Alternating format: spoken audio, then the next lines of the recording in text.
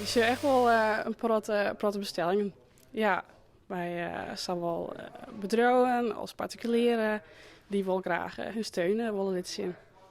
En waar komen die bestellingen alweer bij? Ja, dat is zowel particulieren als bedrijven en gemeentes ook wel.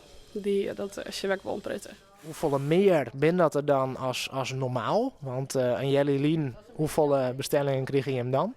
Nou, ik denk het tiental. En dan merken we echt wel dat het honderden binnen. Wie ga je net op voorbereid? Nee. Maar wie kan makkelijk bij produceren.